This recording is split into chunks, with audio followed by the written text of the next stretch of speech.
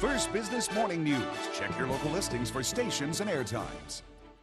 As stock market scam artists continue to target those with money invested in the stock market, it's senior citizens, a growing segment of investors who are oftentimes the ones who fall victims to these kind of scams. And that has two key regulatory agencies, the SEC and the NASD, focusing on enforcing laws and educating investors to end rip-offs of retirement savings. And First Business producer Paul Eggers has that story.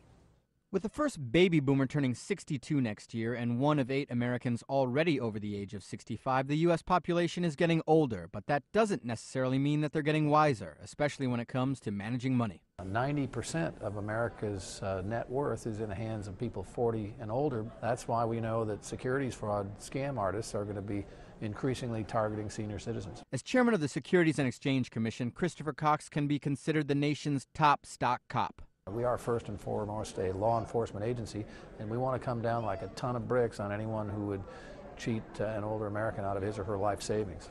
The NASD is the securities industry's own watchdog, and in their survey of investors between 60 and 75, they found that over half lost money on an investment. What's more surprising is that 1 in 5 say they lost money after being misled or lied to, and of those, less than 1 in 4 actually reported the case. The ideal end result is to not have people defrauded to begin with, and it is a good alternative and a powerful message to go after the people who do it after the fact, but ideally you just don't want it to happen.